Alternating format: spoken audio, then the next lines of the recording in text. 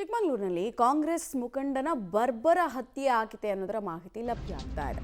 ಕೊಂದವರು ಯಾರು, ಯಾವ ಕಾರಣಕ್ಕೆ, ಆ ಡೀಟೇಲ್ಸ್ ಅನ್ನು ಕೂಡ ನೋಡ್ತಾ ಹೋಗೋಣ. ಚಿಕ್ಕಮಗಳೂರಿನಲ್ಲಿ ಕಾಂಗ್ರೆಸ್ ಮುಖಂಡನ ಬರ್ಬರ ಹತ್ಯೆ. ಗ್ರಾಮ ಪಂಚಾಯಿತಿ ಸದಸ್ಯ ಗಣೇಶ್ ಅಂತ 38 ವರ್ಷ ವಯಸ್ಸಾಗಿತ್ತು. ಅವರೇ ಮೃತ ದುರ್ದೈವಿ ಅನ್ನೋದು ಗೊತ್ತಾಗ್ತಾ ಇದೆ. ಚಿಕ್ಕಮಗಳೂರಿನ ಸಕ್ರಾಯಪಟ್ಟಣದಲ್ಲಿ ಆಗಿರೋದು. ಮಚ್ಚಿನಿಂದ ಕೊಚ್ಚಿ ಕೊಂದಿದ್ದಾರೆ. ಮುಖ, ತಲೆ, ಕೈಗಳಿಗೆ ಮಚ್ಚೇಟು ಬಿದ್ದಿದೆ. ಬಜರಂಗ ದಳ ಹಾಗೂ ಕಾಂಗ್ರೆಸ್ ಮುಖಂಡನ ನಡುವೆ ಗಲಾಟೆ ಇತ್ತು ಅನ್ನೋ ಮಾಹಿತಿ ಇದೆ. ಸೊ ಅವರೇ ಕೊಂದಿರೋದ ಗೊತ್ತಿಲ್ಲ.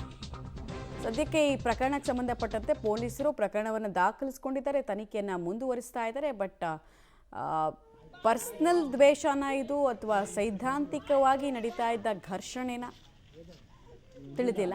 ಫೈನಾನ್ಷಿಯಲ್ ಕ್ರೈಸಿಸ್ಸಾ ಗೊತ್ತಿಲ್ಲ. ಬಟ್ ಪೂರ್ವ ದ್ವೇಷ ಅಂತೂ ಇತ್ತು ಅನ್ನೋದು ಕುಟುಂಬಸ್ಥರ ಆರೋಪ.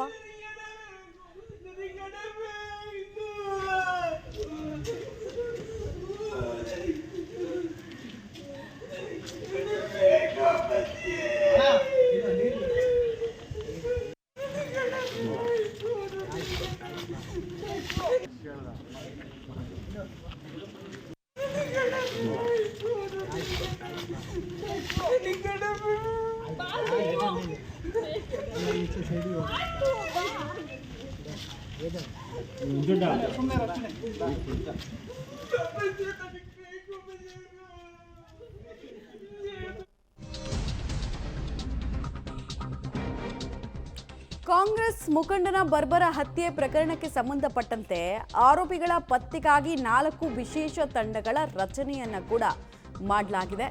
ಗಲಾಟೆಯಲ್ಲಿ ಭಾಗಿಯಾದ ಇಬ್ಬರಿಗೂ ಸರ್ಕಾರಿ ಆಸ್ಪತ್ರೆಯಲ್ಲಿ ಚಿಕಿತ್ಸೆಯನ್ನು ಕೊಡಲಾಗ್ತಾ ಇದೆ. ಚಿಕ್ಕಮಗಳೂರು ಎಸ್ಪಿ ವಿಕ್ರಮ್ ಅಮ್ಟೆ ಅವರು ಈ ಕುರಿತಂತೆ ಹೇಳಿಕೆಯನ್ನು ಕೊಟ್ಟಿದ್ದಾರೆ. ಈ ಪ್ರಕರಣದಲ್ಲಿ ಆರೋಪಿಗಳ ಪತ್ತೆಗಾಗಿ 4 ವಿಶೇಷ ತಂಡಗಳ ರಚನೆ ಮತ್ತು ಗಲಾಟೆಯಲ್ಲಿ ಘರ್ಷಣೆಯಲ್ಲಿ ಯಾರಿದ್ರು ಅವರಲ್ಲೂ ಕೂಡ ಇಬ್ಬರಿಗೆ ಸರ್ಕಾರಿ ಆಸ್ಪತ್ರೆಯಲ್ಲಿ ಚಿಕಿತ್ಸೆಯನ್ನು ಕೊಡ್ತಾ ಇದ್ದೀವಿ. ಶೀಘ್ರದಲ್ಲೇ ಆರೋಪಿಗಳ ಹೆಣೆಮುರಿ ಕಟ್ತೀವಿ ಅನ್ನೋದು ಎಸ್ಪಿ ರಿಯಾಕ್ಷನ್.